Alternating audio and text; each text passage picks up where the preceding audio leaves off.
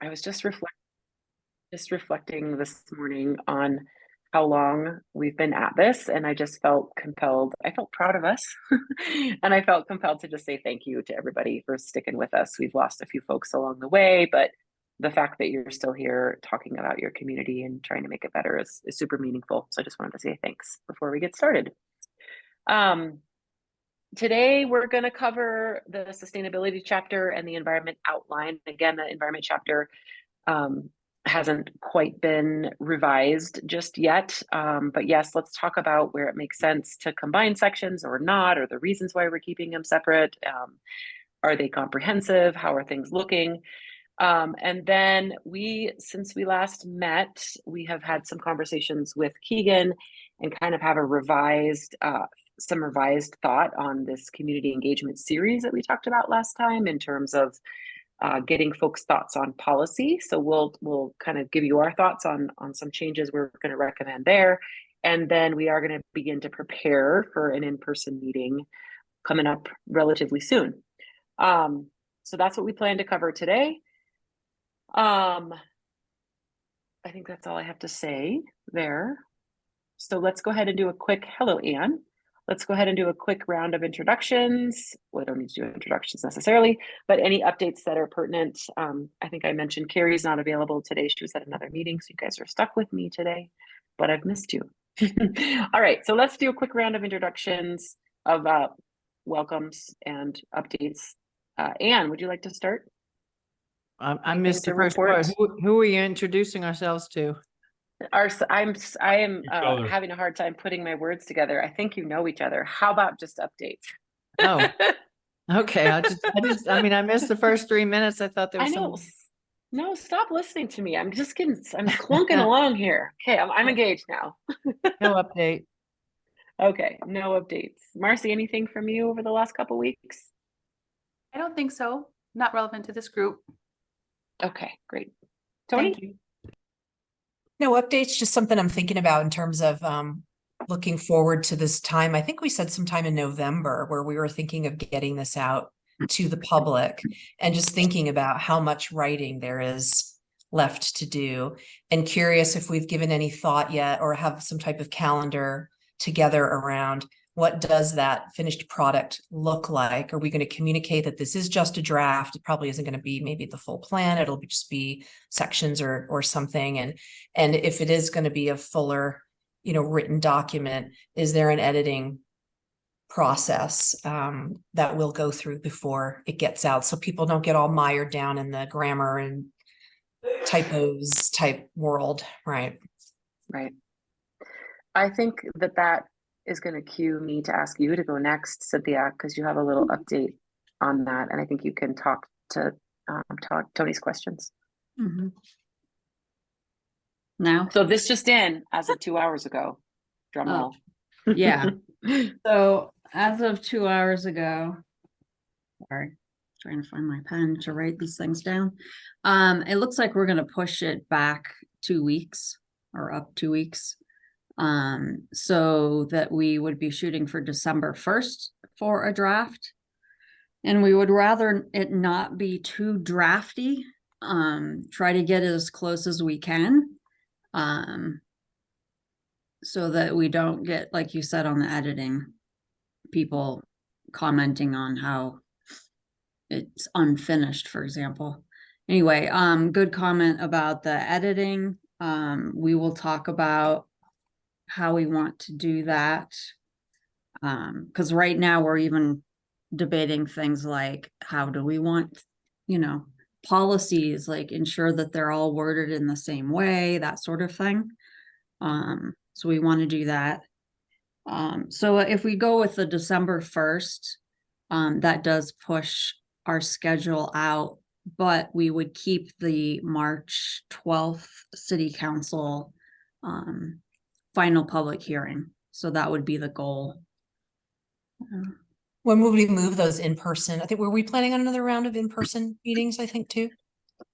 Yeah, and I think we can save that for the actual discussion, but if the draft is released on the 1st, we have been holding, and we actually had already reserved SPAC for the 2nd. So we need to determine okay, what's the likelihood that, we really like the work group to be there. You guys have been with us all along. Is the 9th a possibility? And if not, I asked Cynthia, what does this look like if it's pushed into January for the in-person? And then do we need 2 in-person? I mean, I think there's a lot of things we need to talk about when we get to that section, and we certainly will allocate time for that.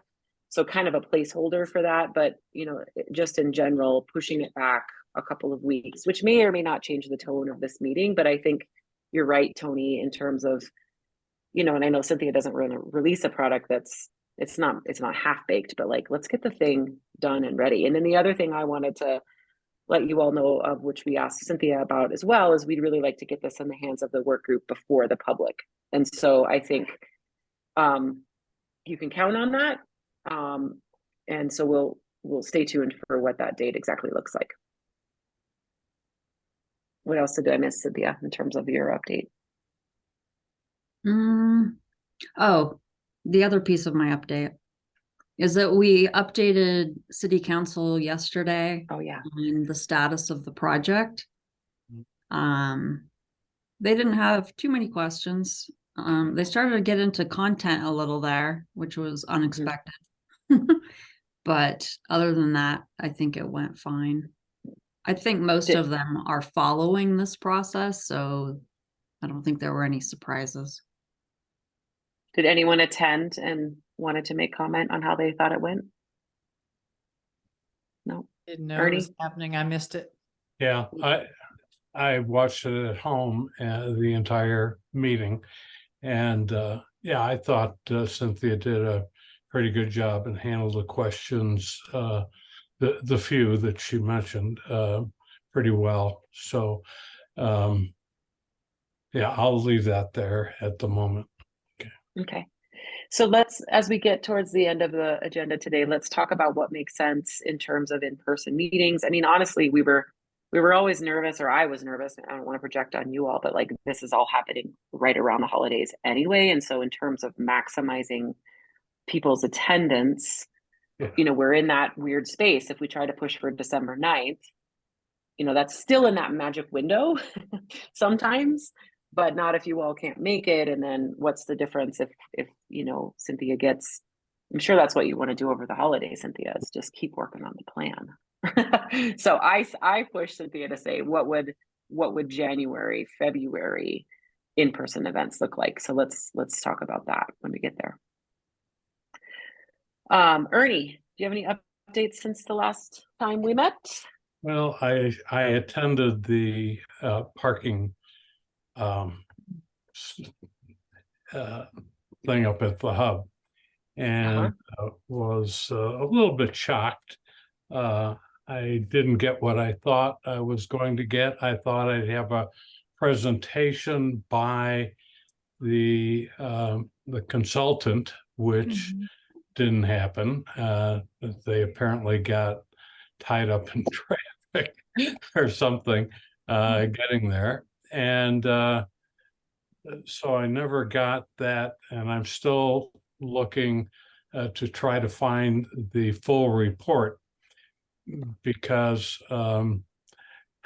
I still have a major problem with the parking versus transit situation. And I'm currently developing a lot of research from Federal Highway Administration that supports my point of view. That is a little difficult, because most of the things they're talking about when they talk about parking and transit are larger cities, and it's a totally different environment. And the comments they make sense for a large city and a central city district, quite unlike ours. So I'm still working on that, but I do intend to talk to the council on the 15th when they discuss that, whether they're going to approve the new parking garage or not. So I think that's the main thing I wanted to mention. Okay. I'm done. Sorry, I was muted. Did anybody else attend that session with Ernie? Yes, Tony did. I did. Tony, would you have any reflections on what you heard? Oh, yeah, and did too. Yeah. And Anne? And do you want to start? I know you were there as a Sedona Residents Unite Yeah, representative. we had a table outside and we asked people once they went in and went to all the stations to stop by and vote for or against and why.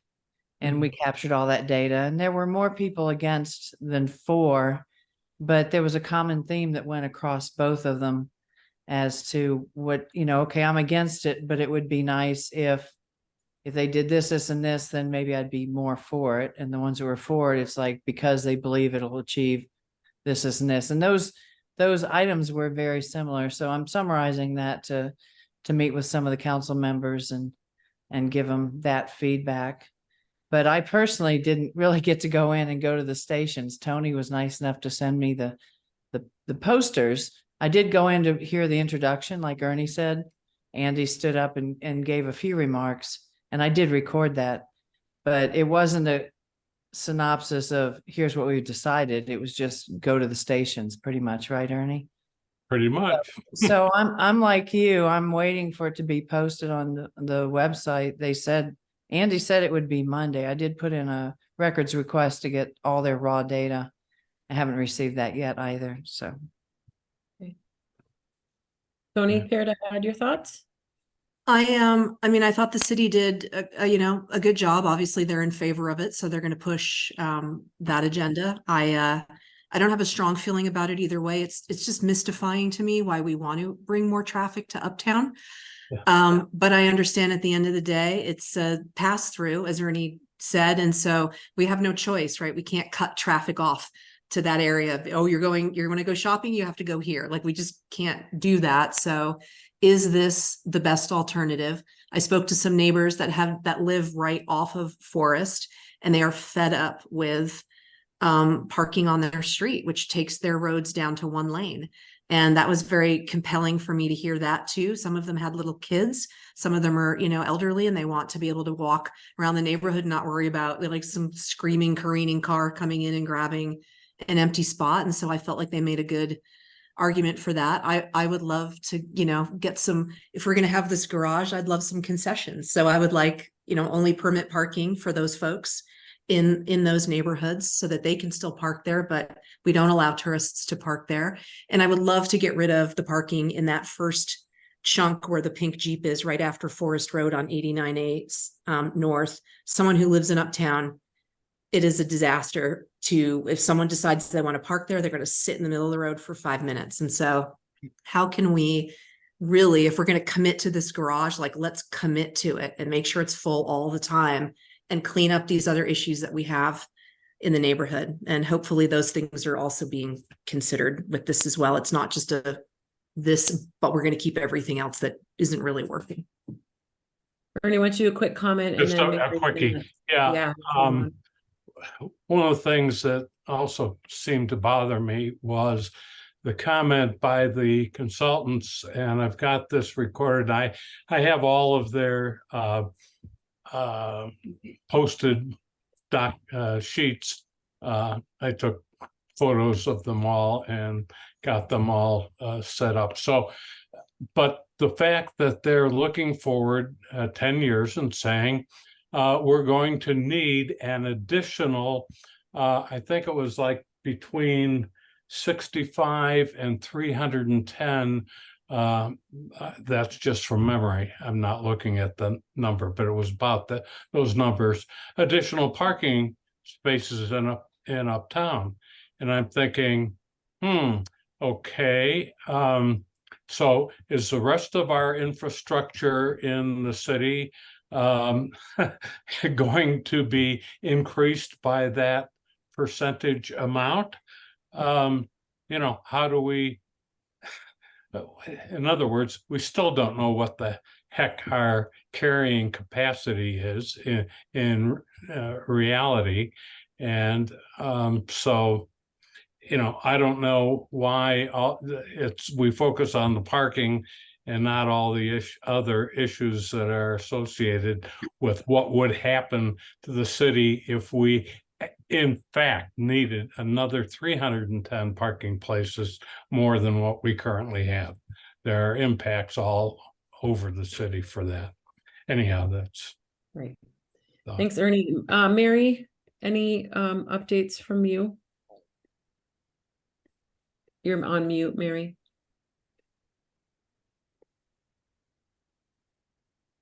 No, just very interested in hearing about that meeting because I am interested as well. And if it's going to be posted, where would it be posted? Yeah, I don't know. Cynthia, do you know that? We can No, certainly. in fact, I've been Yeah. scrolling through the website and not finding anything. So I was about to email Lauren and Keegan and ask them. We'll follow up on that, and hopefully when we find it, we'll send it out to the work group. And did you have one final comment on? Yeah, I just wanted to build on Ernie's comment. I guess that's where I thought the community plan would come in to say, what are we trying to achieve in 10 years? Will Sedona tourism be up 40% and we'll accommodate it accordingly? Or are we going to find a way to not do that? Or are we going to park them all uptown? Are we going to have a transit system? I just thought the community plan was going to really spell that out as to the vision of what we're trying to achieve. And I don't feel that yet. Right. Thanks, Anne. We'll try to get there. All right. Thank you, Vice Mayor Plug, for joining, and Mark. We'll make sure we allocate some time at the end of the meeting for any questions or comments that you have. But in the meantime, let's get to the environment and sustainability sections. I'd like to start with sustainability. So many of you, a few of you have been in there already. So let's get in there. Here we go. So this is in Conveo. We will be putting the environment chapter into Conveo as well. Cynthia, oh, I'm not sharing screen yet, am I? Am I sharing screen? No. Hold on. Now I'm sharing screen. Yes? Yep. Okay. Cynthia, any update from you in terms of revised environment chapter? Have you been working on it? I know we have an outline, but it would be good for folks to know when, both of these will be drafted so that we can go back and forth. Your hopes and dreams on that. Both of them, as in environment and sustainability. Yeah, right now we just have the outline for environment. I'm just wondering when there might be some more content so that we can post them both there. Next week. Okay. And depends also on when I can meet with sustainability, but similar to some of the other chapters, we're letting you guys in on it maybe before we've met with staff. Okay.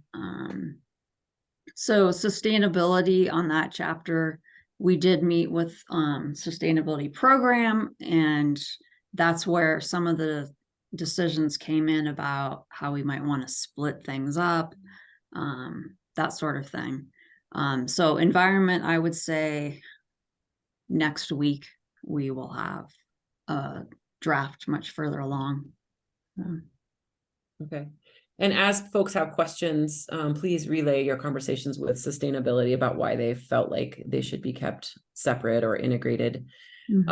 As a quick reminder, and maybe I just wanted to put this out there when I was thinking about this, the vision, the revised vision and that we've talked about is strong on environment, right? And so that plays a part in terms of the for better term, beefiness or substantial nature of this chapter. I had one other thing to say and now I can't remember, but let's roll through it. I know Tony's been in there, a few others, and just kind of reference some of the comments that you have. Here's how it's organized, same as other chapters. Oh, I know what it was. Is this the first chapter in the plan, or which chapter would this be? Is this going to be 7? How do we feel about that? Maybe we feel okay about that, but we have moved around. Remember the community chapter, I think, was moved up. Do we have preferences on where this would live? 7 seems kind of late to me. I'm going to throw my opinion out there just real quick. I don't know. How do others feel about that? Where's the table of contents? Is that in the community? Is that in the vision chapter? Is there a separate doc for the talk?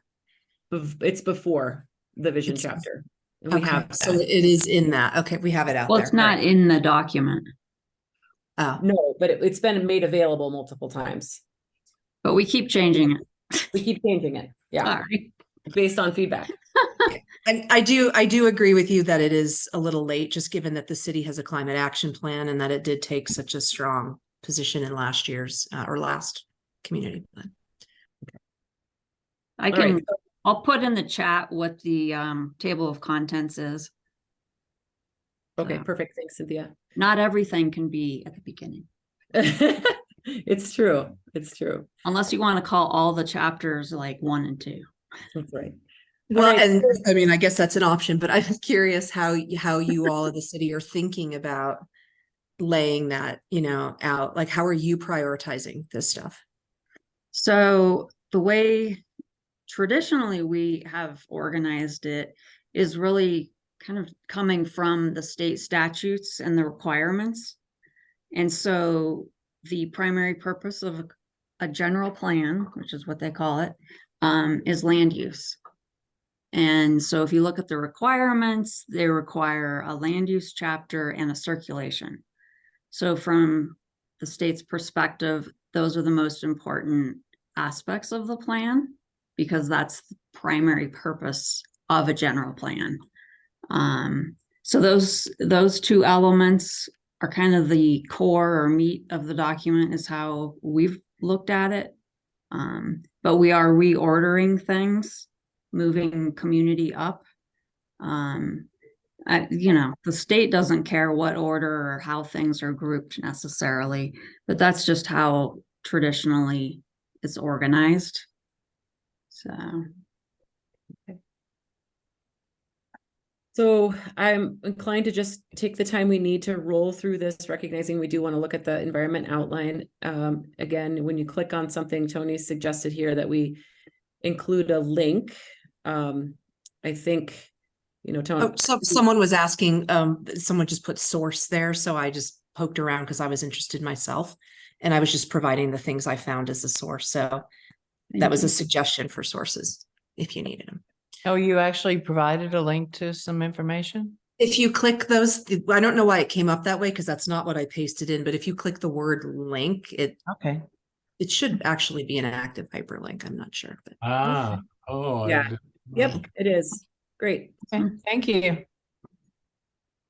All right, back to this. So that's a DFFM, Department of Fire and Forestry Management. There, no doubt that wildfire is a reality in Sedona, as well as other places in Arizona.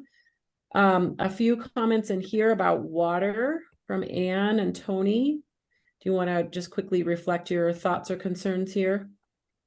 It's just, we've had all these homes that were part-time homes are filled with an old couple, are suddenly filled with, 3 families every week flushing the toilet and doing laundry. So I think that's a big part of water consumption for Sedona. Right. It's Yeah. not a single family anymore. It's a complete turnover all the time. Yep. And I think the 1,000 is a low number. I think it's higher than that. I didn't get the exact number. So we're trying to get information from the Arizona Water Company on water use. So previously in the past, commercial is the highest user, and it, as you can probably guess, it's lodging. Yep. And a lot of that is landscaping. So they have the numbers in the report they gave to the council. Mhm. And it peaked up to the highest point in 2021 to Mhm. 2.94 million gallons per day from 2.64. And it has started to come, 2022 was 2.76. So it came back down. So, and Arizona Water says we're in good shape. We're losing a foot a year, which they concluded was good shape. But Mhm. But across that relationship of housing and short-term rentals and water consumption. I mean, that is a change, having all Mhm. these extra Yeah. houses turning into businesses. Right. Yep. Yeah. Go ahead, Ernie. Yeah, I know you have a comment here too. Yeah, I wanted to go back to that, the quick discussion on the order of the chapters and just make my feelings known. If land use tends to be pretty much upfront, and this gets to people in any way. The land use is so very detail specific, and it gets so terribly involved that a lot of people will not go any further. Okay, so I'm thinking that I would prefer things that they care about most, that's most pressing in our face right now, traffic, housing, whatever, and deal with the effects of all that as it applies to land use more toward the end. That seems to make a lot more sense, rather than looking at any changes in land use before we know why we're doing it, and the whys and wherefores. Right. So Ernie, I had this crazy idea when you were talking about that, right? As a reader opening the plan, I had this, maybe it's because I have young kids, but I was like, how do you make this with a little bit of a tongue in cheek, like almost a find your own adventure, right? Like a user guide to the plan. One idea could be like, if you care most about XYZ, skip to page 25. If you find yourself thinking about this all the time, if you hate the traffic, I mean, some kind of elicitive thing in the beginning might be kind of interesting in terms of like how to read this book, there because you go. Yeah. what we want is people to actually read some of it, right? And I could argue either way on the land use part, because land use is so foundational in terms of any decisions that can and can't be made in some ways. So, but anyway, I just had that silly idea. Well, look, Tony gave me a thumbs up. Anyway, so think about that, Cynthia, find your own adventure of the plan. Yeah. All right. And then Ernie, you came in here talking about the need for a chart showing historical water usage. So thank you for that. Yeah, I'll get into that in more detail later too, because there are comments that are made that I don't are totally contradictory to everything I've been told by USGA GS previously. So okay, and then back to Anne talking about hotels within the same vein as short-term rentals, and just how increases in visitors and conversion has likely impacted. And then is this a recommendation to call specifically call out an increase in incidence of E. coli? Because I don't know. It's just just more piece of thoughts. information that the impact on Oak Creek was so severe that the Forest Service has restricted access to the creek. So, I mean, there's more stress on our environment. Yep. And that could be included as appropriate within the water quality section. Yep. More water. Thank you. These are helpful. I'm just going to kind of. I didn't answer this specifically I'm not very good at leaving comments in the appropriate section, but what changed in since the last report? I agree, thumbs up with all of Anne's stuff. I'm just wondering, if we don't have all the data that we need access to, it feels like there's time to get that, just given how important water is as the issue. It does sound like we have some access to things, but I just wanted to propose a XY chart, because in our last section we talked about what would make compelling visuals, and if you see an XY chart that shows groundwater availability kind of going down and usage in Sedona going up, that is a powerful way to say to a resident that's reading this, like, oh crap, at that intersection, that's the point right there, right? Yeah. Right. And then what if anything conservation measures have had on that declining slope? Yeah. So I'm hearing, Cynthia, what I'm hearing is just a lot of interest at this point in really bolstering the water section and taking a careful and close look at that. I guess just a reminder that the city doesn't have a whole lot of authority or jurisdiction over water. except on the development side. So we have been talking about coming up with some more specific development standards that would be in the land development code. And so, for example, the plan can recommend that we change our code to address that issue. But typically cities, they own the water company and we don't. So that puts us in a kind of a weird, different situation than other places.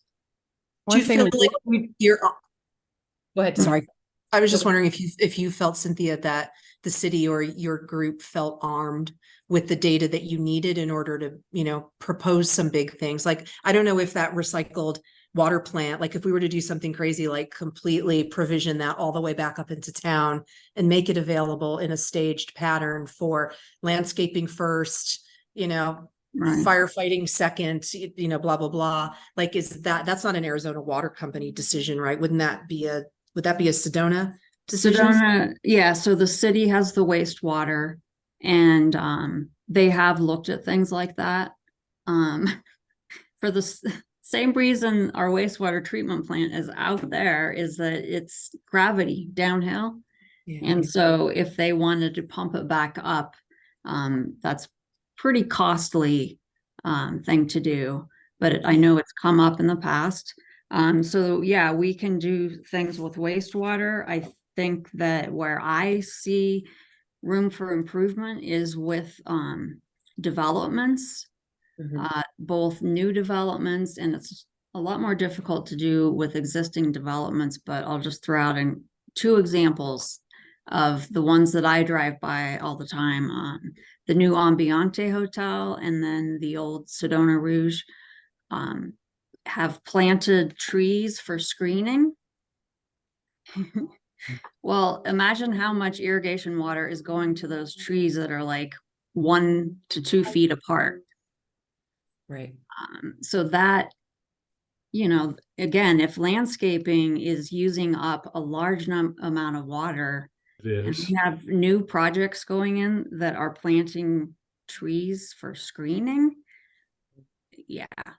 So are there, and that kind of gets at Tony's comment here too. So Cynthia, I guess, are you at a point where you're willing to write some bold policy and just see where it lands and connect this section to both land development and keep it in sustainability as appropriate? Yeah, because I guess on the whole plan is that we should try to really focus on what the city can do. Right. And so that's where the land development code comes in, the city code comes in. Especially with new developments, we can do a lot more than we can with existing developments. And that also ties into the Firewise, because when we changed our land development code in 2018, we changed up some of the landscaping requirements because we were requiring a lot of landscaping. And with Firewise, we pulled back because obvious reasons. But then you get places like those new hotels that are out there planting, like we don't have a max. We have a minimum as to how many and types of plants, but there's nothing in there for a maximum, which probably sounds ridiculous, except when you drive by and you see all of those trees. Yeah. Baby pine trees that need tons of water. I'm totally supportive of everything that you said, and I don't want to go down a rat hole on the recycled water thing, but I just, the rest of my comment was more around, you know, this is a 10-year plan, but you know, we're trying to build a 100-year plus city.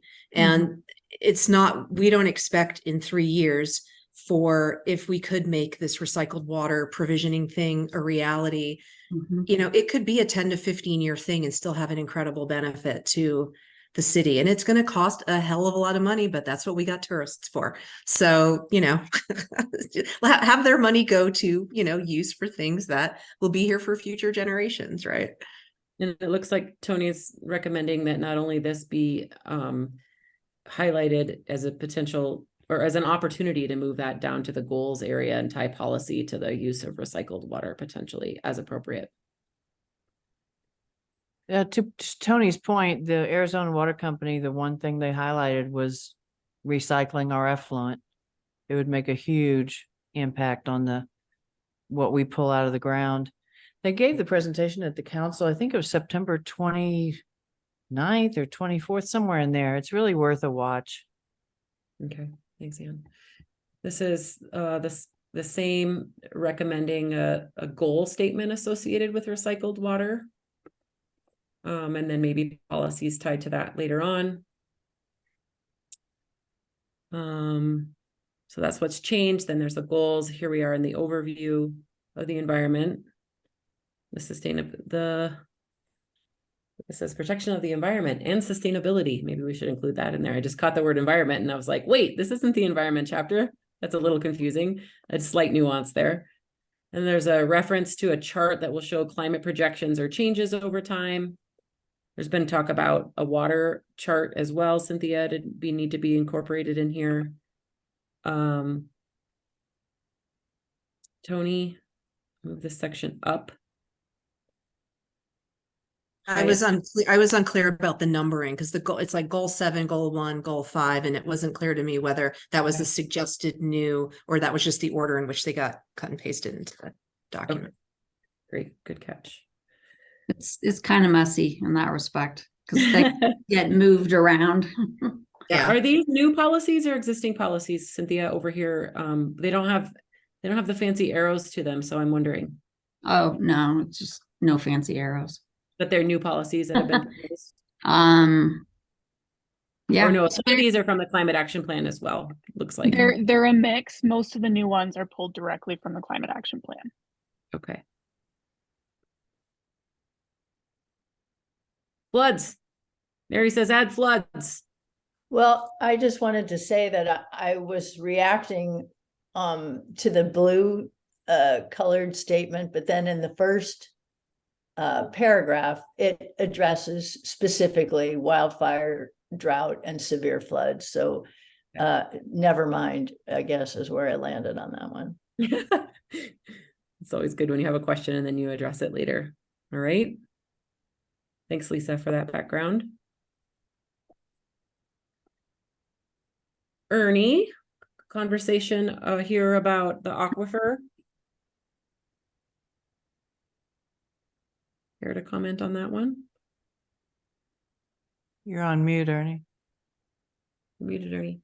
If you're not, or you're not talking. Ernie. Okay, sorry. The last thing I think we would want to do in a community plan is give either inaccurate or out of date information. So I've got to admit that I haven't been updated in the last 5 years, but on the very next item down here underneath, I added a second link. No, the other bubble down below. Okay, hold on. There's a link. Okay, well, I'm sorry, the link was in the prior one, but this is a comment. Okay. The reality is I do have a actual, how would you call this? It's not a graph, it's not a picture, it's a illustration of the aquifers, the Sedona Sea aquifer versus the Verde aquifer. And it clearly shows that although they kind of come together and Oak Creek feeds into it, our aquifer, or where I understand we are, Arizona Power or Arizona Water Company is drilling into and has an effect. And you mentioned earlier, Cynthia, that we've got the water runs downhill. So our water is going to end up in eventually the Verde aquifer, but we get it first. And so what we do and how much we take basically affects the rest of the state. The more we take, the less we give to Cottonwood and Camp Verde and all the way down to Phoenix. Right, so the positionality of Sedona in the aquifer. Yes, yes. And that didn't seem, it seemed to imply that our water source was basically coming from the Verde River, from the Verde Valley watershed, it says right above. Sedona relies on water from Verde Valley watershed. Not exactly. Yeah, not Okay. exactly. Well, and that That's matters in what- terms of this regional, there could be a discussion then in there in terms of regional approaches to things too, in terms of water Oh, conservation. the regional approaches that's wonderful. That's great. That we're part of it all, but Turns out, I think we need to be accurate as to where we get our water. And yes, we really, when I talk to other people, Sedona doesn't have our own personal problem with water. So, we will run out kind of last because we're using the ancient glacial water from the San Francisco peaks, basically. Right. we're using it before you, Ernie. You Uh, are. We're first in line. That's right. Yeah, and then it I comes think down Oak Creek Canyon and eventually ends up in our Yeah. waterfall. And did you have a comment? Yeah, I think it would be useful to put that visual that they had in the presentation. I think that's the same one you're referring to, and explain, we depend on snow melt on up in Flagstaff. That's where we get our water. Yep. I thought it was useful information. If going back up before you, Uh-huh. it talks about how our water use has gone up and we use more than other communities. Is that table there? Because Arizona Water Company didn't have any of that information. I think this is where this refers to need an updated chart of water use. Is that right, Cynthia? Where it says see table below, but this is her reminder to put an updated one in there. Okay, I'd love to see that because they had no information on that. So interesting that we do. They didn't want to put it in because they're in the business of making money from selling water, and they are somewhat in a conundrum of dealing with a sustainability issue, just like the oil companies are, but they've got to face reality, and to the degree that we can encourage them to help us conserve, that's really where we want to go. But All right. they're in the business of making money selling water. Yeah. So this comment is just about specificity. I also had kind of the same question, what kind of structures? So maybe calling them out. Yeah. Do we have a big problem, a little problem? Do we have a problem at all? What structures? Mm-hmm. There's a little editing there. There's already a return water line available from the treatment plant to the city. I think this talks about the treatment of wastewater and the use potentially of wastewater, which we had a previous conversation about in terms of drafting additional policy thoughts there, Cynthia. Seems like that might be, if we're going to pursue any additional more assertive policy related to wastewater. It's even got a floating arrow just waiting for a new policy just for you. Also, this will get reviewed and we'll get input from the wastewater department from Roxanne. Okay. So she We can tell them at least the working group's ready to see more aggressive water wastewater policy. All right. Oh, and here, expand implementation of appropriate methods to reuse. So here, there's one here. I guess the question is that assertive? Is that what you're looking for? So it talks specifically about implementation, which would imply that the policy is in place and they just need to implement it.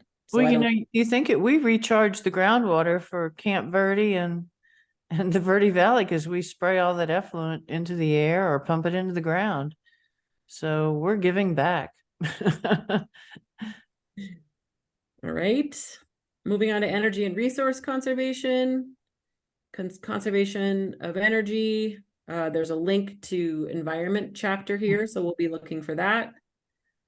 Policy 7.3, incorporate water and conservation of energy into new and existing city facilities and programs. Will that be linked to design standards then as well, Cynthia? Like you were talking about with water conservation, are there design standards for city facilities in terms of renewable energy, platinum, or, you know, do you know where that sits? Mhm. That's a good question.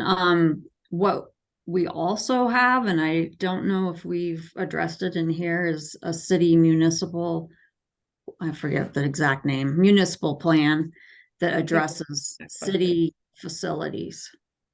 Yeah.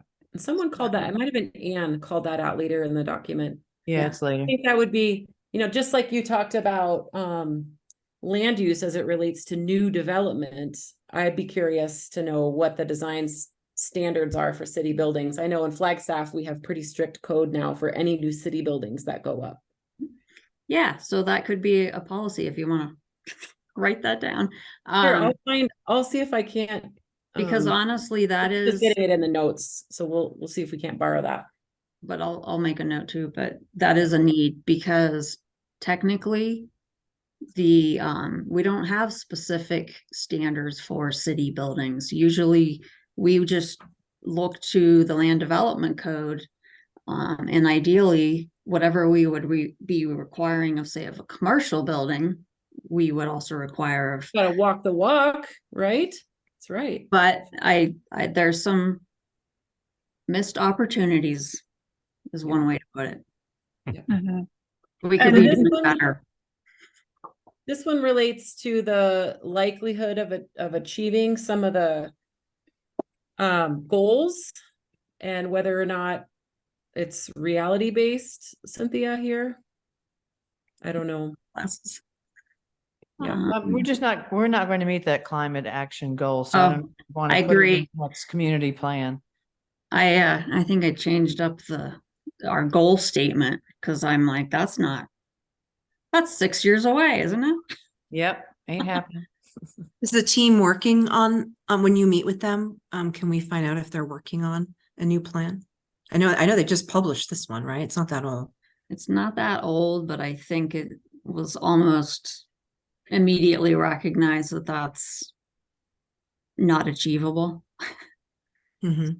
I will ask them though if they're going to throw out a date. I don't know.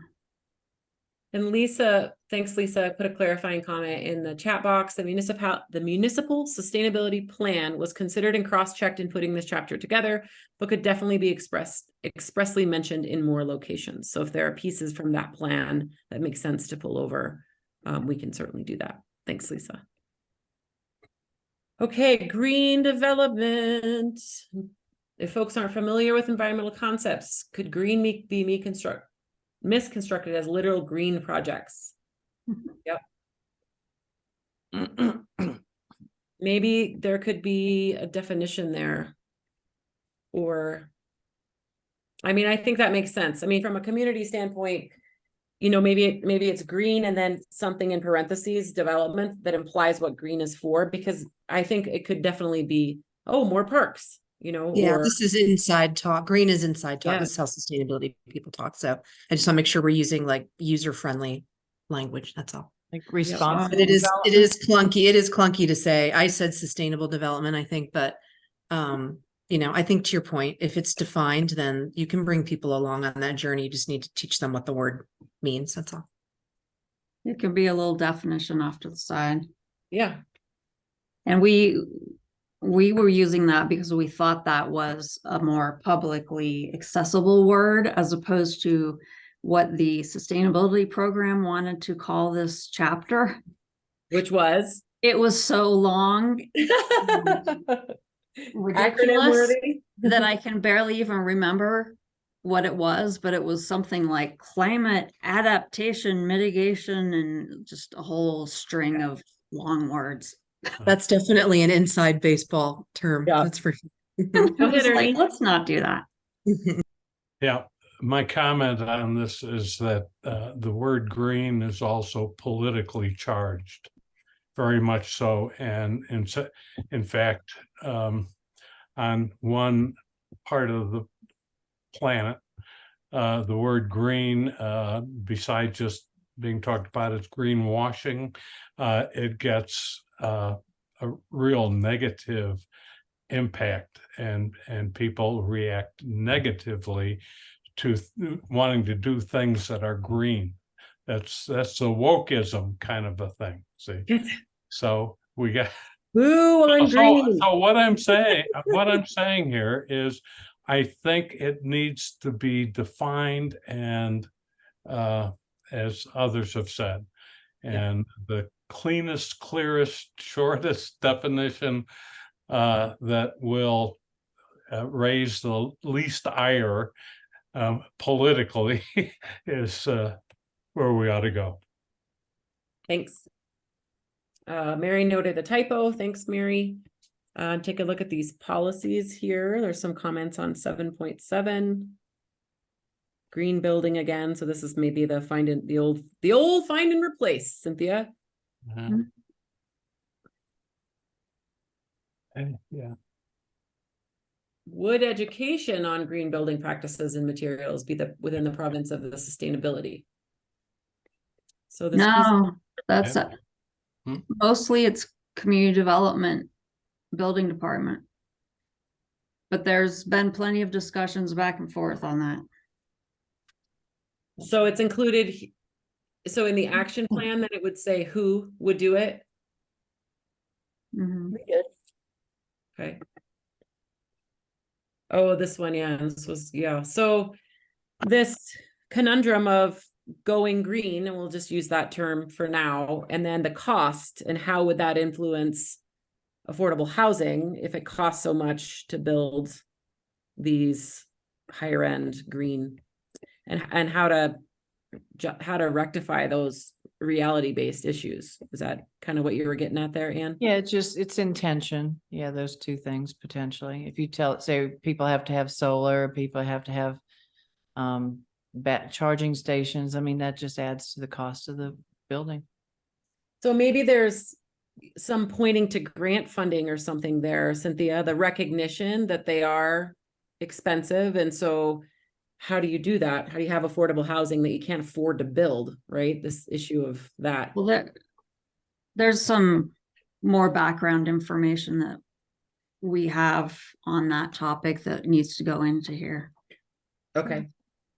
I'm assuming for affordable housing, you're going to have to look at the whole building code and, No, that's the information that we will be putting in here. yeah, I mean, you're going to have to whittle to some degree in order to get the price down. You're going to have to compromise maybe approaches, maybe not standards, but approaches. Right. So That's a big Pandora's box that I'm not going to open right now. Okay. Mary, what do you mean by this? Low It impact? was just an acronym, I think, where Oh. I put that thing, LID and. Oh, got it. Yep. And that's As much as another- possible, I would move away from the acronyms, but, But Yeah. that's another one where the alternative to low impact development is green infrastructure. I think she's saying write it out. I think she's just yeah, saying I'm write just it out. saying, write it out. Yeah. Oh, Yeah. Yeah. did we abbreviate? Yeah, you did. I think it was we mostly, don't want the residents to have to learn a new language to understand the community I plan. might think you're talking about a hat, a lid. Right. and I think in that case, it was mostly just a note to ourselves to make sure we include the image. Perfect. But that is a good reminder, Mary. Yeah, it is. Thank you. All right, and then we've got the cross check of policies here. Wastewater infrastructure, some recommendations for changing of a little bit of language change here. For that one, investigate methods to produce effluent for reuse gray drinking water to reduce draw from the groundwater. Tony agrees. I mean, I just don't know what Education. expand implementation of appropriate. I mean, it's just a lot of words. What do you really mean? Right. Yeah, and that kind of gets at this, how often do we pepper in what that actually means, kinds of things, right? Example programs, and that's why it's so valuable to have y'all's eyes on this in terms of, planning talk, which you can glaze over, right, in some of these documents. So as appropriate, include examples of what that means, I think would be helpful. And better yet, simplify these policies. Yep. Yeah. Which we'll have practice on when we do our little survey series and or our in-person meetings. Benefits of composting and regenerative soil building practices. Where's the city's current composting collection processed and the finished products made available to local farmers and gardeners? Yeah, where are you guys on that program? Well, Posse Grounds Parks, that's where I take my stuff. Yeah, it's happening, but I think it could be happening on a bigger thing, and also just just to complete the process. What happens to that stuff? Where's it processed? When can it come back to us in some form, whether it's to be purchased or whatever? I don't know. Would it be too much of a stretch, Mary, to suggest that it says support and expand recycling and other waste? No, I think that's perfect. I think that's perfect. It's aspirational, Well, right? That's one of those things where it's going on. I just need to find out what is the exact status, because they're working up towards it, because when they started the compost program, it was an initial 50 people as a pilot. So obviously they've since expanded it and they're going to keep going. Yep, I participate too, so I'm just curious. Yeah. Wildfire funding. Can I ask a question? Yeah, go ahead. It's been a while since I've read the climate action plan. Do we feel that all the big, what do they call them? Big, audacious, hairy goals are in here for things that are really going to move the needle? I mean, is it slapping solar on every building in town, or is that never going to fly? It's always curious to me why there isn't solar. I'm just curious why is there are there big goals, right? These are important things to do, but there's nothing in here that appears to me to be, a needle mover for lowering our carbon footprint. I think that's a question for our sustainability program. Yeah. But with solar, here's an example of that is we can't, or maybe don't want to, require all houses to have solar. So I guess what are the alternatives then for something big when it comes to solar? Our city And is solar even the right thing? Solar might not be, right? I mean, so like an example of in some of the building code, they are talking about with new buildings putting in getting it EV ready, so you can put conduits in when you build the house. You don't necessarily have to have the power outlet ready to go, but at least it's designed in so that later you can add it. I mean, I always wondered the extent to which our visitors' footprint isn't. I mean, CO2 emissions from cars that aren't electric, that'll change over time, but is pretty significant. So, are those things being looked at? Again, you can't keep the cars out, but what other creative options? Do you provide incentives for a ton of more electric parking in certain parts of town, right, where there's a lot of residential traffic or a lot of residential footprint near those cars, right? So I would love to hear from that team at some point. I wonder if they'd be willing to just come in and do like at the next meeting a 15-minute or something on what they're thinking about for stuff. And maybe we can get some data from them that's a little bit more background of where would you get the most bang for your buck on all of that.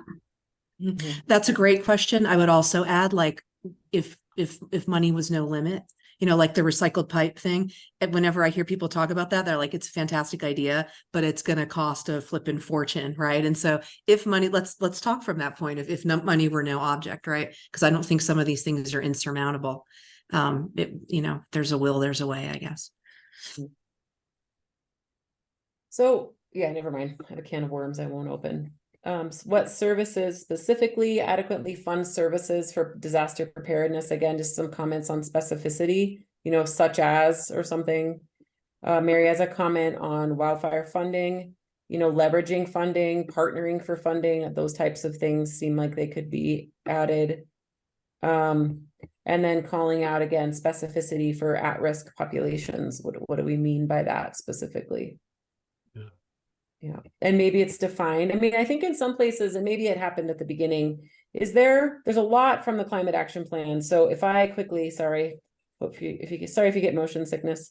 When I see from CAP, I want to see a little discussion of much of this chapter will refer, and maybe it does, I'm sure it does. Does it point directly to the CAP and provide a link in this? It references it. Okay. I think if we're going to point to that plan, it should be pretty soon in the chapter where they can look it up, right? I always get frustrated when I'm reading something and it says from something else. You're like, well, I don't have that something else open. Like, can you either tell me what it is or I can find the link immediately so I can go back and forth? And we can put links in the plan.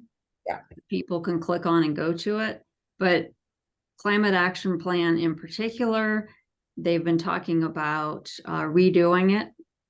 And also there's been quite a bit of criticism about it. Right. But it's what you have right now, right? And yeah.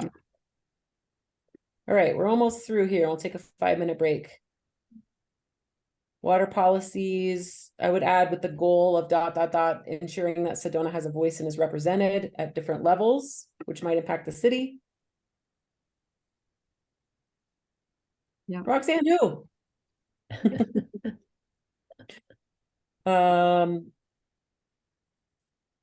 Again, this launch and this link between the water resources program. There's a chat. Okay, thank you, Tony, for that. The water company presentation to city council just came in as a link. Yeah, Mary, this is demand versus use. Those might be neat to pair with one another. So Mary's comment here about demand. And then earlier you're talking about use. So maybe you could show those, what we assume to be opposing graphs.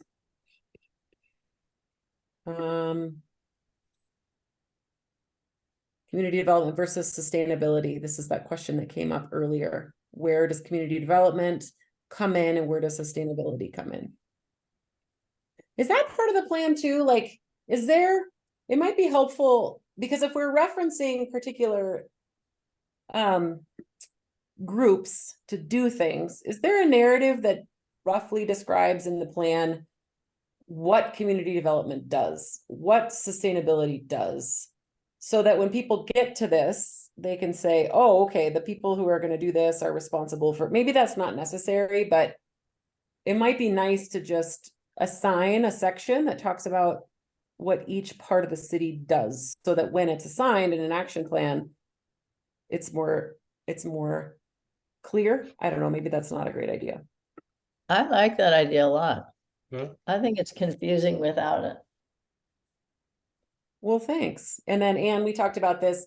Lisa referenced this in the chat in terms of what had been pulled over, but we can certainly cross-reference that. So I don't think it would need to be long, Cynthia, but it could be just at the beginning and just a quick paragraph on each. You know, some of them are clear, right? But public works, for example, that's a term that unless you work with the city, you don't know really what they do. Right. Mm-hmm. What about if you work for the city and you don't know what they do? All right. Point made twice. I have one comment. I just did a Google search and I found on rain harvest calculator, Sedona's rainfall in the last 5 years on average has been higher than the rainfall in the last 30 years on average. So I'm not sure, rainfall is a statistic that we can throw out there that's going in the wrong direction. Well, it's warmer, wetter. That's what the climate projections, yeah. But it was up in the top. It said we're getting less rain. Yeah. Oh, it was? Mm. Okay. Yeah. How about it? But and how about I it- think that's a really good point though, is that Mm. do we know what we don't know? And what is the story? Is water as much of an issue as we think it is? Because I was talking to my chimney guy today. He lives in Rimrock. He said it's like the wettest place on the planet right now. And they've gotten like record numbers of water over the past several years. And so it would be nice to have that high level informed understanding of kind of where we sit with water and what the risk level is. I just with don't it. want us to throw out, we're getting more fires, we're getting less rain, the world's, if we don't really have the data to support it. So, I think it's safe to say that it's dynamic. Yeah. well, if you go to the front of it, it says we're getting less rain. So that was Okay. just a piece of Yeah. information. Okay, thanks, Anne. All right, let's take 5 and we'll come back and quickly look at the environment chapter, remembering that there's going to be content added to that, and then we'll spend the remainder of our time talking about public engagement and this a bit of a shifting timeline. So mute yourself.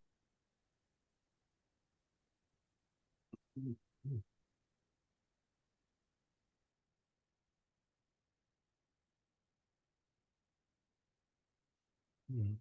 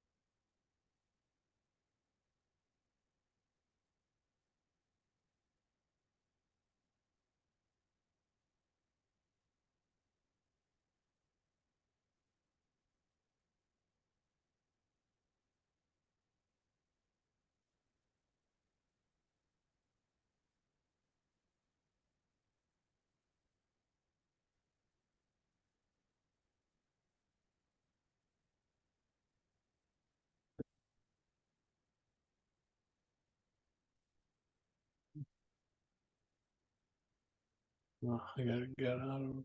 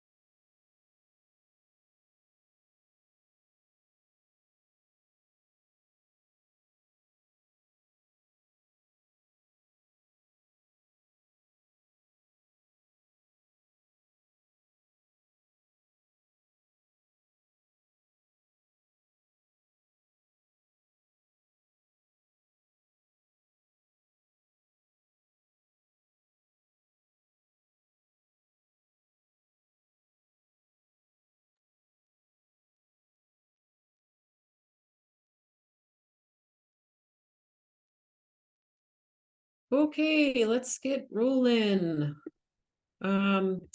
Next up is looking at the outline for the environment chapter. Cynthia, if you're back, I guess it would be good to know, since you pulled this together, what has stayed the same? What are you thinking about changing? Could you characterize, how it went for you to pull the outline together, just in general? Could you describe any differences from the last plan that you're thinking about that we should keep in mind? Okay, so conservation, land management. We Mhm. had a very brief section in the previous plan on that. Okay. Let's see. Wildland urban interface. Shockingly, looking back, we didn't really have anything on that. Ah. And a lot has happened. Mhm. One of which is that the fire district adopted the wildland urban interface code. Right. And so they now review new development like houses. And there's a whole separate bunch of development standards. Ah. So that's an interesting situation going on. Fire-wise, Does the city have a community wildfire protection plan, a CWPP, or no? Sedona? they might, but I am not Okay. familiar with it. Okay, we should look into that. Yeah. Okay, go ahead. So let's see. Yeah, this is a whole new area and we need to beef up this whole section. Oak Creek, in the previous plan, Oak Creek was definitely addressed, but it was spread out like throughout the plan in different areas. And so this would give it its own section and kind of shine a spotlight on it and talk about all different aspects. One of the things that changed since last time around was we've done the Schnebly Community Focus Area Plan and Zoning District, the Uptown Plan, where we really started to delve into development along the creek. It was it's pretty hands-off in the past. Right. And Cynthia, you and I haven't had a chance to really talk about this very much, but I look forward with my background on helping with this. Oak Creek is certainly like incredibly important, but it might also be good to highlight other ephemeral and perennial streams. So it could be that like riparian areas is the title, and then Oak Creek is nestled and really important. But a reader could assume that Oak Creek is the only tributary, and that's not the truth either. So that might be something that we think about a little bit. Ernie, your hand went up. Go ahead.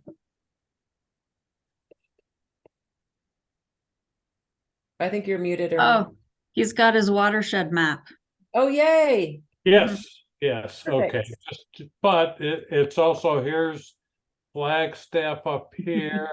Here's Sedona right down here, right, and so this is the whole gray area is a watershed, but we're talking about specific aquifers here. And Yeah. Sedona is right here at the very end of this aquifer that goes up Oak Creek, okay?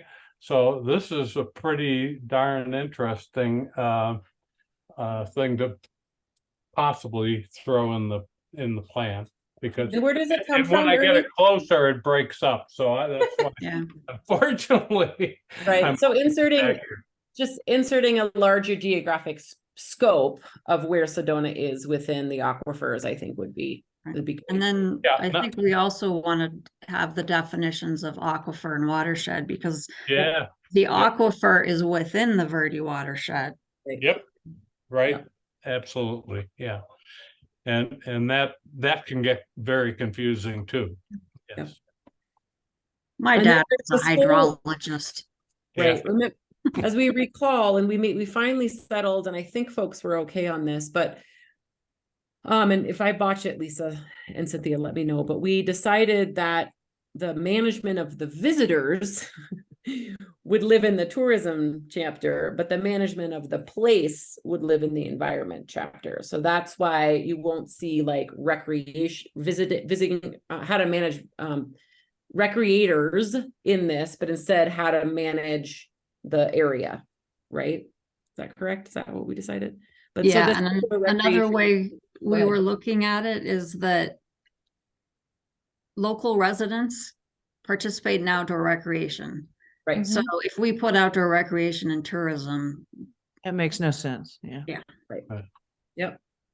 And then there's references to other plans here, wayfinding, the GO plan.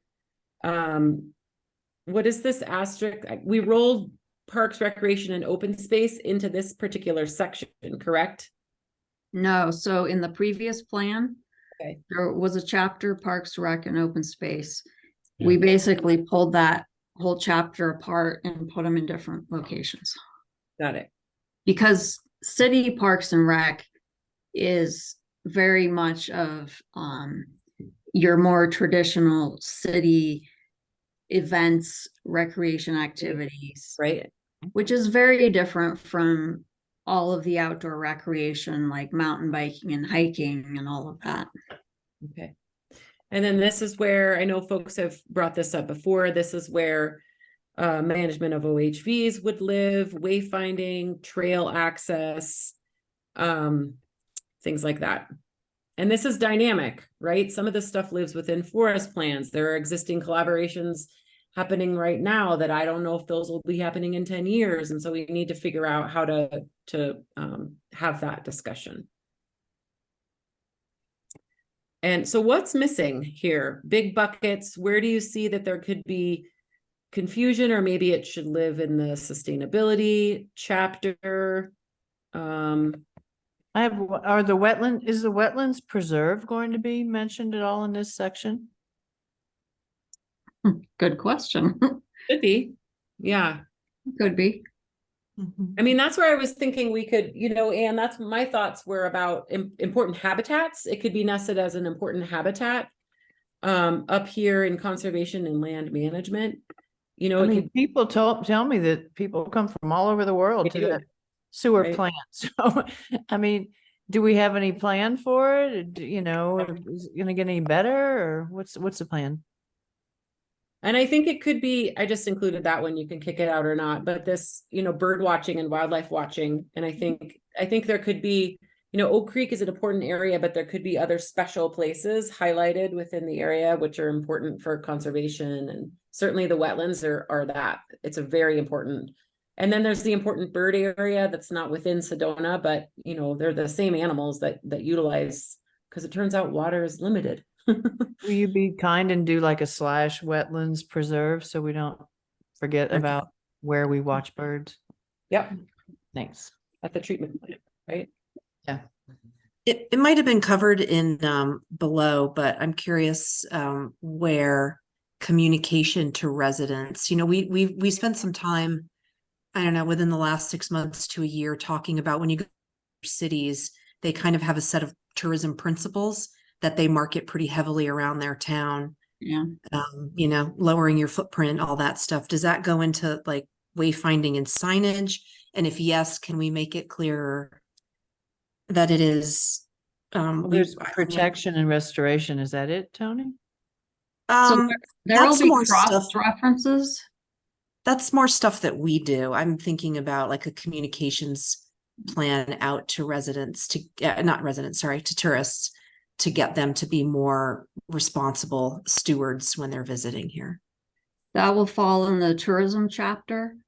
In fact, at the city council meeting yesterday, they discussed some of that because they're hiring some consultants to work on branding and marketing and messaging, etc. Mm-hmm. Mm-hmm. So I think that in the plan, and I did find a decent example of another city, how they did it, but I think we're going to have lots of cross references.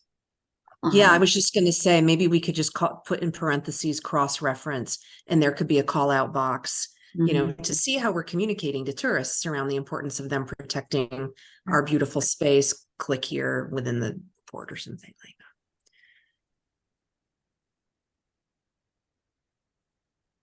that. Pick up when everybody's watching, my spelling goes to. It's bad when you misspell it so bad it can't even tell you how to fix it. Well, I've been it's there. I'm there many times. I know it's because your Or face. mistype it. I keep having to move your faces around, and so when I can't see what I'm typing, it's just all misspelled under your faces. All right. So once there's more content in this, Ernie, speaking of special places, rock climbing in Sedona, a better place to love it. Once this content is out, Cynthia mentioned sometime next week. I'm gonna be helping Cynthia on this one. This is definitely in my wheelhouse in terms of my background. So be looking for that next week, and then maybe some other sections will pop out that might be missing, and we'll look into that. I'm gonna look CWPP. I don't think you all have one. Flagstaff has one, but it'd be good to know. Remind us what it stands for again. It stands for the Community Wildfire Protection Plan. I know the city's been working on response plans, but I don't know if how that differs. Yeah, that's different. Okay. This is why I wanted Convivio, because I knew I was going to forget that I had made a comment around this. This section is so fire heavy. Is calling it wildland urban interface the right label for it? Because I don't know what that means. I think that'll be one of those educational pieces. Mm-hmm. Is that like a development? It's a fire term. So the WUI. Well, it's also a planning term. Yeah. Mm-hmm. And so it's referring to more than just wildfire. But that's how most people think of it. Most people who do what you do, not us. Well, and I think something that would be is to define what is the wildland urban interface, because that's gosh, that was a huge discussion item for the longest time. Is it 1 mile? Is it 15 miles? Like what? And then even a map of, because planning, there's more aggressive forest restoration treatments usually in that area, so defining the WUI and what it means might be important. Well, and that also is going to come into play with some of the fire district standards, because when they first started this, I think they were doing, if you are adjacent to, and then they set a distance. But in reality, it should be the entire city, because every one of our houses is probably within a half mile of the forest. Yeah. Cynthia, I'm having my way with your outline here. Oh, that's I know we can't put everything in this. It'll end up being the telephone book. But one thing, when the fire department did come and explain some of the equipment they have, these 2 trucks that hold 500 gallons of water and some, just that was very reassuring to me as a resident. So Mhm. I think we should highlight something about how prepared our fire department is, and then what is our role to help them be successful. So That could be a call out of some kind. I mean, it'd be interesting if there were just little what you can do kinds of things for some of these policies. I don't know. I'm full No, of ideas. I'm not the I one was who has just to write it. also thinking that, when we make reference to something like that, it would, or a different chapter where something is cross-referenced and spoken of. If we just put a hot link to that chapter. Yep. So people, if they're looking at this online, they can bingo and go right there, and bingo go right to the fire district page that deals with this particular issue. It'd be really helpful. that's a great comment. This needs to be more of something you look at online versus have a paper copy of. Yeah. Yeah. Right, I'm gonna stop because now I'm just copying what Lisa's doing. Okay. All right. Good start for us to begin populating, and we'll get it back to you sometime next week. There's plenty in there. All Start right. writing. All right, let's shift to the last part of the meeting, which I don't think we need anything up for this. We have 20 minutes.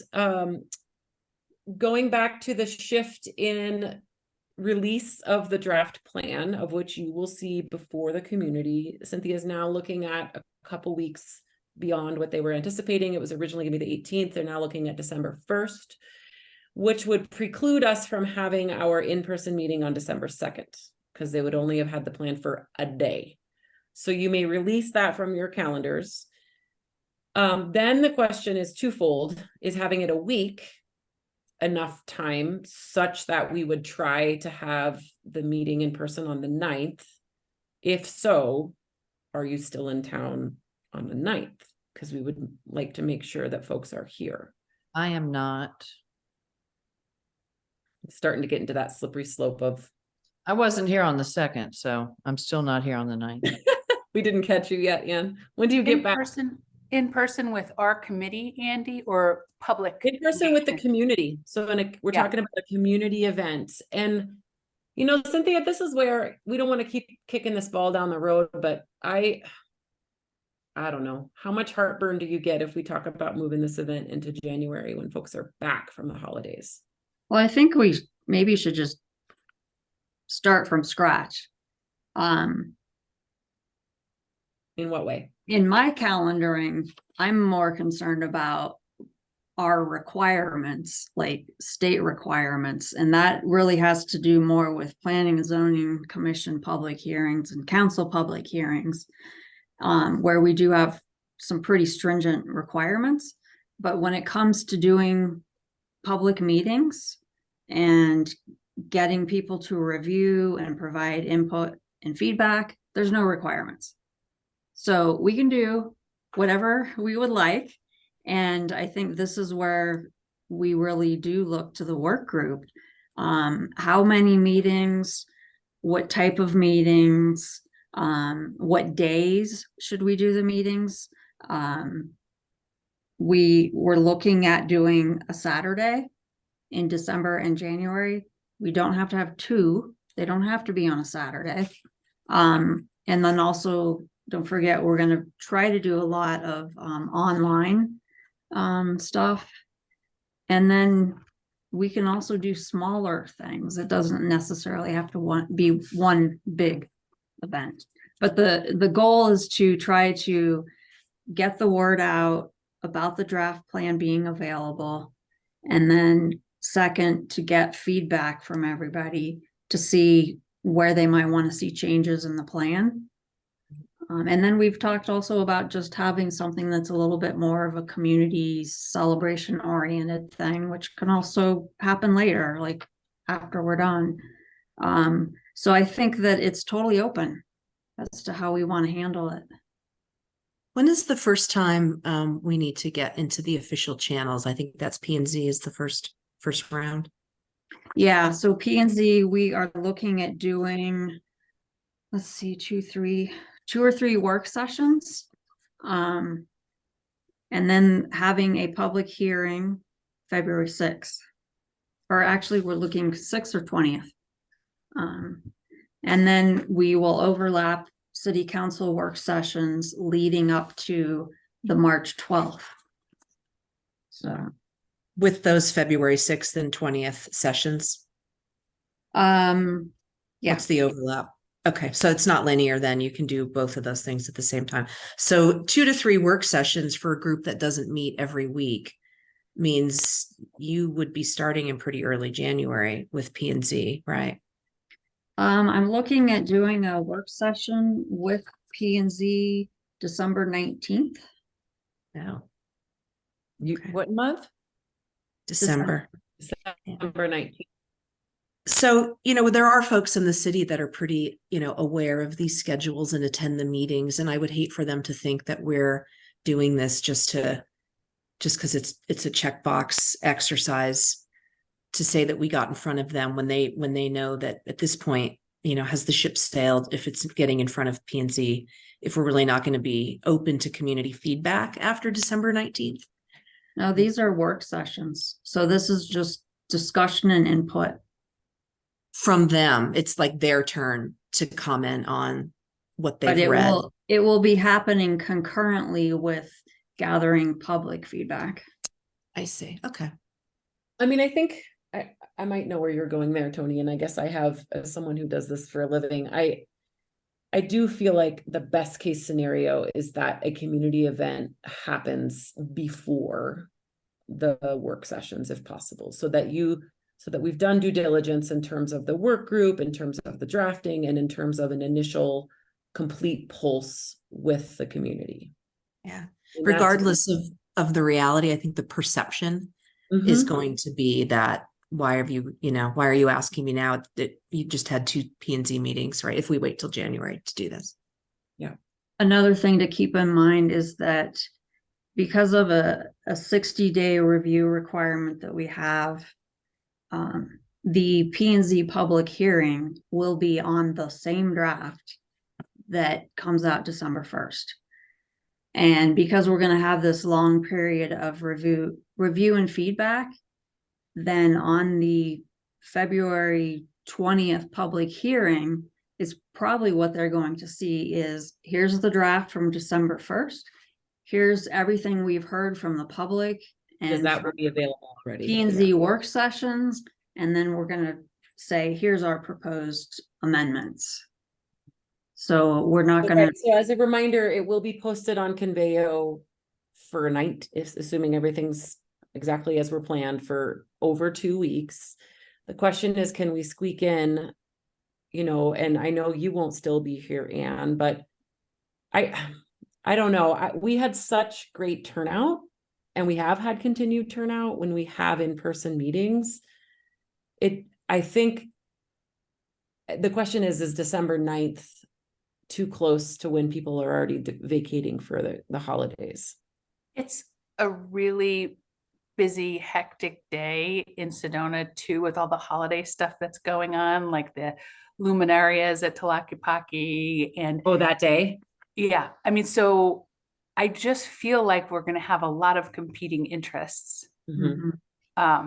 There's kids events, there's just a lot going on. So, I mean, I feel like the most successful event we had was the launch event. And that was on a weeknight. I'm not saying weeknights in December are any better, but weekends in December just seem to be special. really challenging. Well, somebody made the comment about why don't we have smaller sessions? And that I want to think about that a minute, because we could group certain chapters together and come to the library and we'll talk about environmental and conservation and sustainability. I mean, those all go together. Another weekend or another weeknight, come and talk about community. And then people would actually be able to have conversations versus this huge thing where you're trying to cover how many chapters at once. And, they'll feel like, okay, I just saw another dog and pony show. I didn't really get heard. So maybe we should go for something smaller and more intimate. I think it's whether or not people would come, right? So the downside, I mean, I love that idea, Anne. There's a few things to consider there. One, and we have the time and the budget to do it, but that is a lot more prep work to do that. And that's okay if that's where the group decides to go. I'm also thinking about the housing sessions at the library, which didn't have very good attendance. And so I think we're weighing that with an evening event where, you know, you'd have interactive stations for every different chapter, right? You'd be going over there to learn about housing and doing a thing and going over there. I don't know. There's no right way to do it. You know your community better than I do. I just was impressed at 300 people, and I'd love to recreate that again if we could. Would there be the same amount of speechifying at that December 9th or whatever event, or would it be more tabley interactive stuff, to Anne's I mean, I point? think the only conversation we've had about that, and you may have missed that meeting, Tony, was that we wanted to make sure it wasn't very heavily speechified. So less so than the first event that we had, although I think those were great speakers and it was appropriate for where we were at the time. It's more commenting and get to know your plan, like get to know what's out there right now. And it's in alignment with this series, which I think is important to sort of mention now. The last time we met, we talked about, I think everybody was here, but we talked about that, you know, joking, the policy and pastries thing. And what we had decided is that we were going to put together like this, I think at the time we said 5 to 6 week, where every week there was a new set of policies people could weigh in on.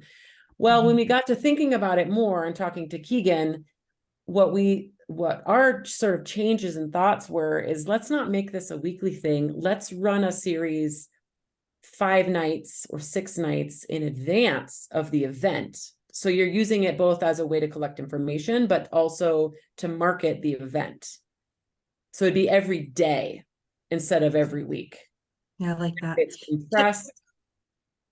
Yeah. Could I also suggest that, you know, whatever signage we're going to create for this event, if we could print it early and post it around the city. So at City Hall, at the library, at, you know, maybe some other business that's highly trafficked that would let us do that. And they would just be, you know, big signs with just the kind of the print. You would have to make a decision, right? You either do a poster with the goals or a poster with the issues, or, you know, something like that. And then there's an RFID tag on all of them where people can instantly go on their phone and comment on, you know, something they've read. So we're extending.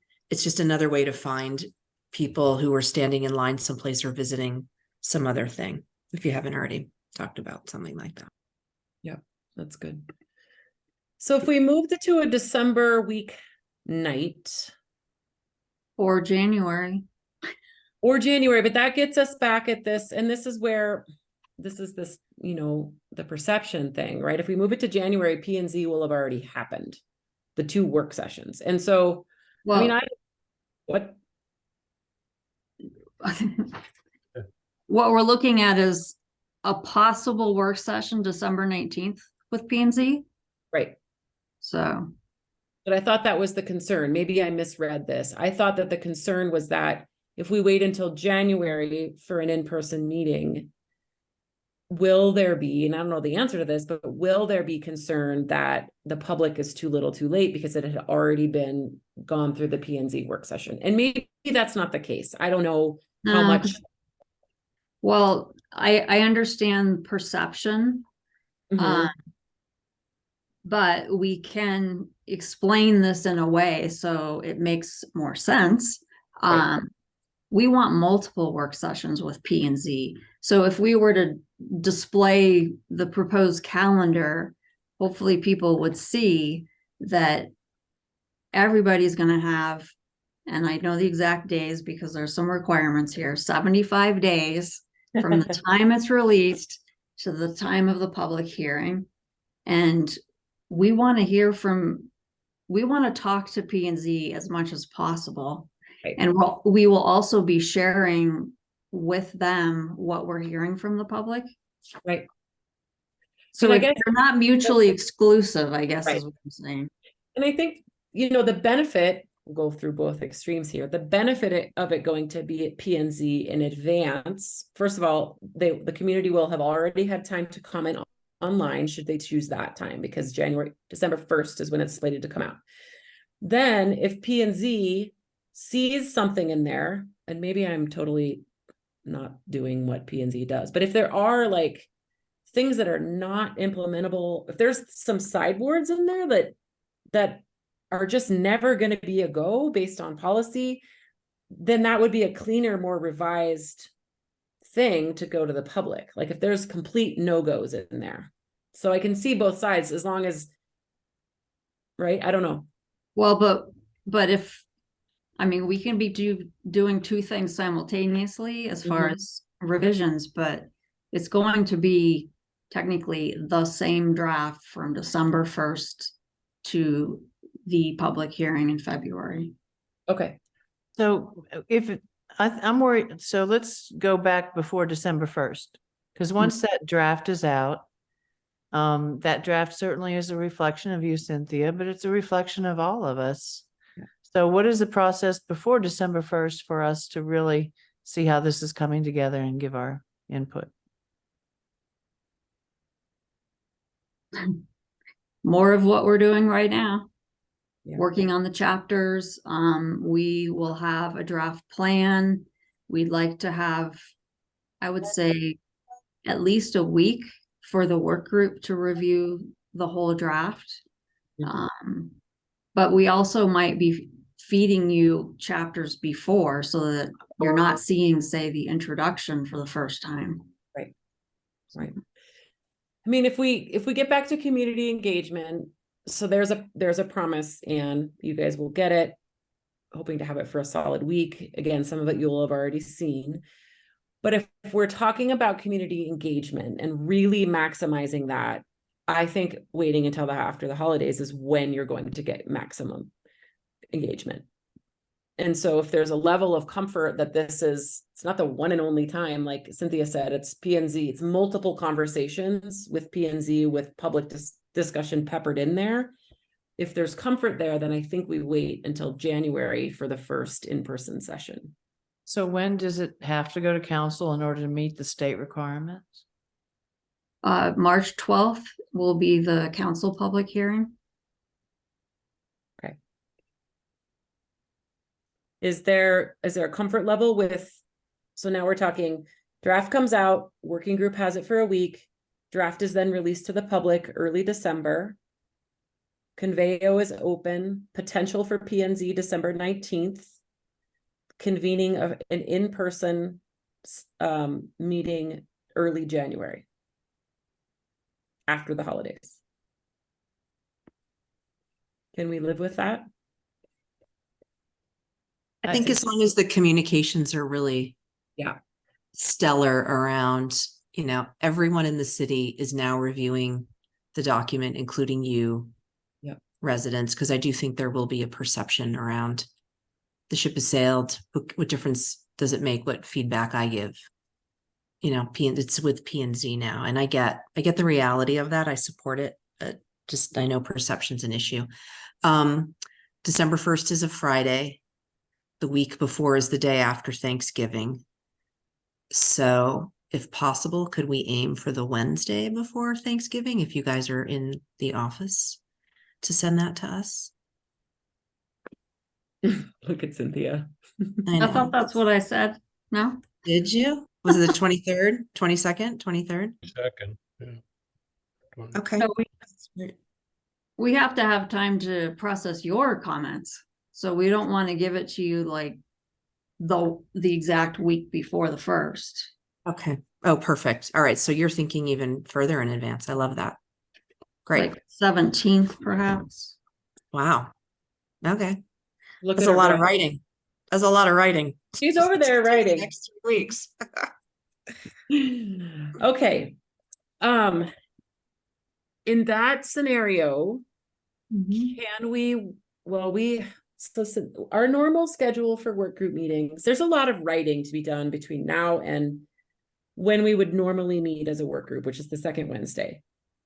I forget already why, but I'm not available November 15th. I don't think Carrie is either. We need to figure out when we're going to meet again and when that makes sense. Well, 2 weeks is the 8th, isn't it?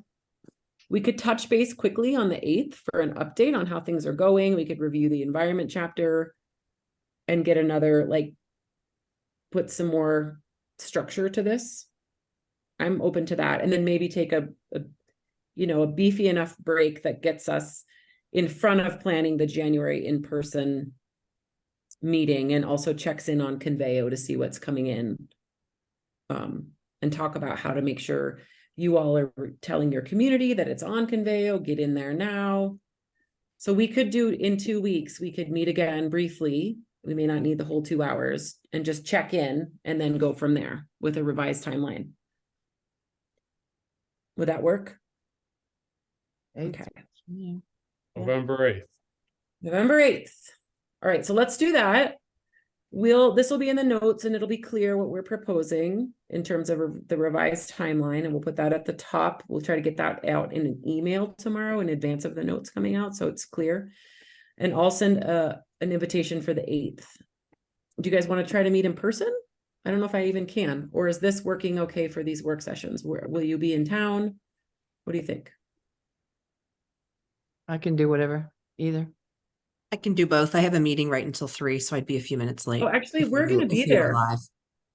That's what it is, Cynthia. We're already going to be there. We have a scheduled work session with you in Sedona that day. So we'll already be there.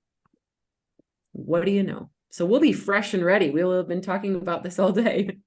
Okay, let's plan for in person with a hybrid option for the November 8th to recalibrate where we are, recalibrate the new schedule moving forward, think more about the January event and all the things preceding that.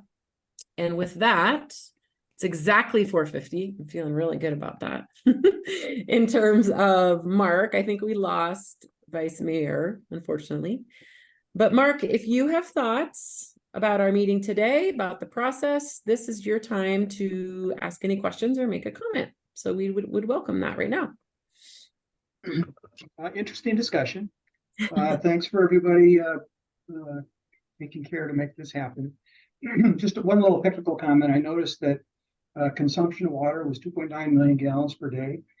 I think the wastewater is about 1.1 million gallons per day.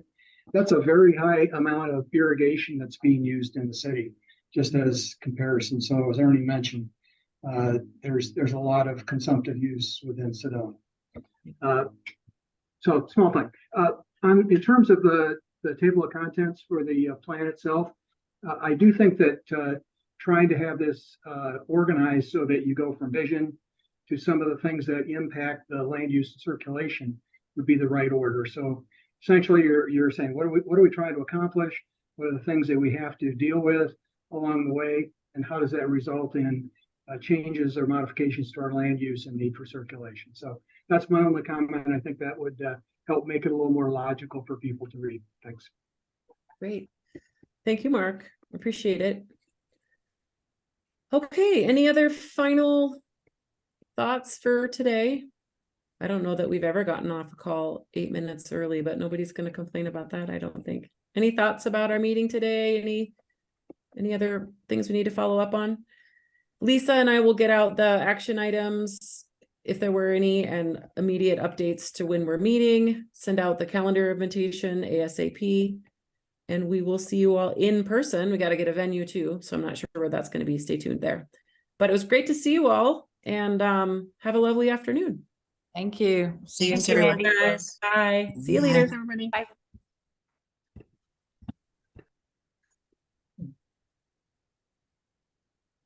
I want to get out of here.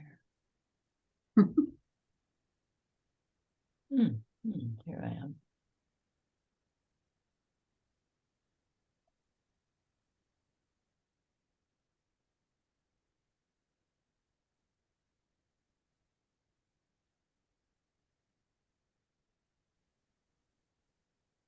Just removing people one by one.